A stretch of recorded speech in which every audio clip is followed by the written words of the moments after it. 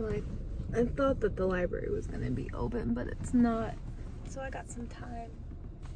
Today is the 15th, and it is the first quarter moon.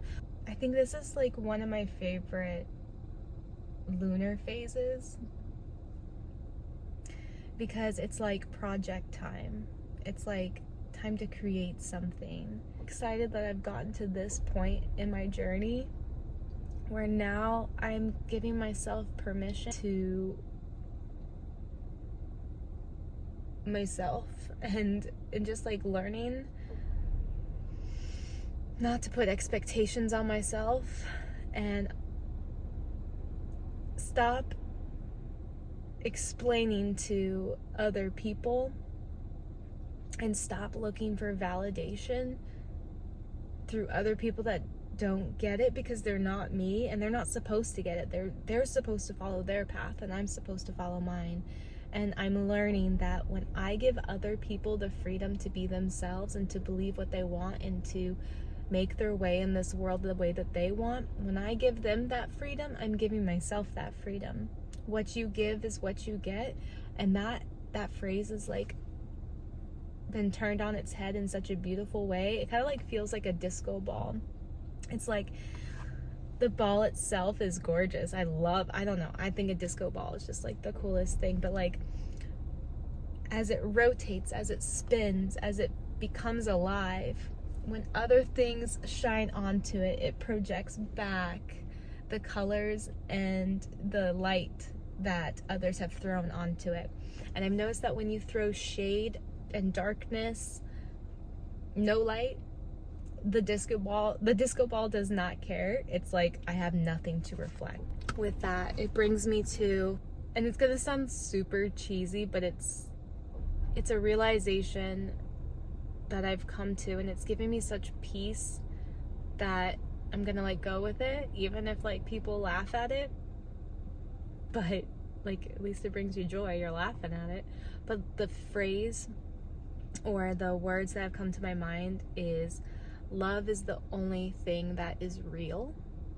And I remember once I was doing a tarot reading and my oracle card said, love is the only thing that's real.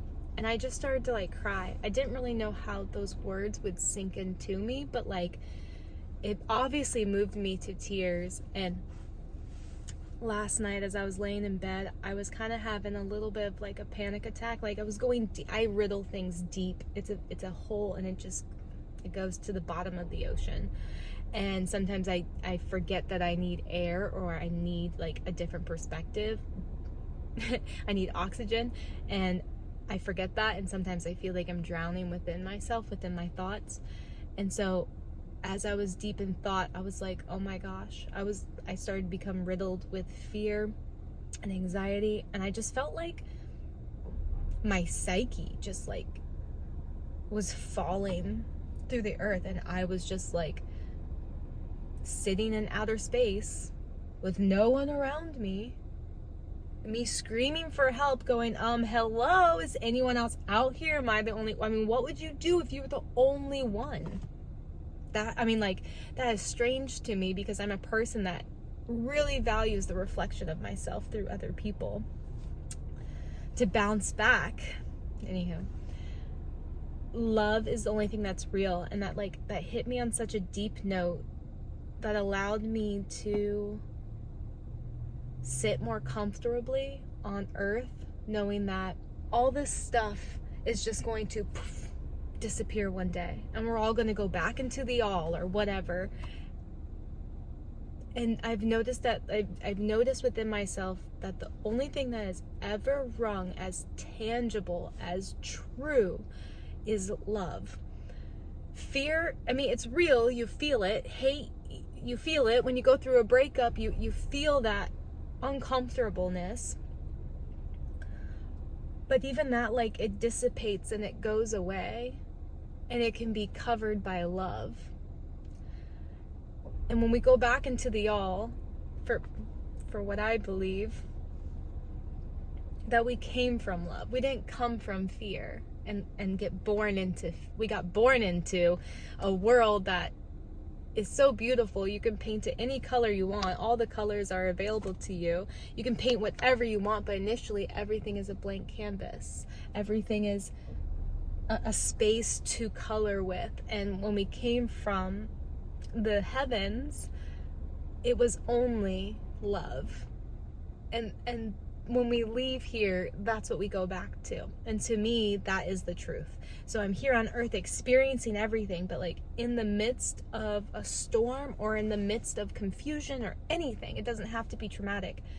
I am choosing to remember that love never ends and love is always with us. And there's a Bible verse that I grew up with, and I had it at a ceremony for myself. It was one of like the verses that I chose to bring along with me in life. And it's not something that's like religious. It's like a Proverbs. It's like a knowing. It's not this Bible verse doesn't just apply to a religion. I think it applies to the entire encompassing of the human experience, which is 1 Corinthians 13. And it is the verse where love is patient, love is kind. It does not hold record of wrong. It is forgiving. I mean, like there's the scripture says it perfectly, but I'm kind of like paraphrasing. And at the very end it says love never fails. And I remember that as like when I was younger, I used to be like, yes, love never fails. Yeah, I got the sword of truth, and I remember all that. And then as I became like an adult in my 30s, I'm like, oh wow, like that verse has gained more meaning as I evolve on this earth. And so that's kind of like what I'm running with right now, is this love this love aspect of, or this love that is truth, and truth with a capital T.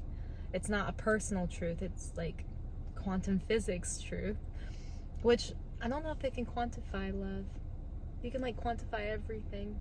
I think oxytocin is like the closest thing to a chemical compound of love. But love, peace, kindness, gentleness, selflessness, these are like the attributes that I'm keeping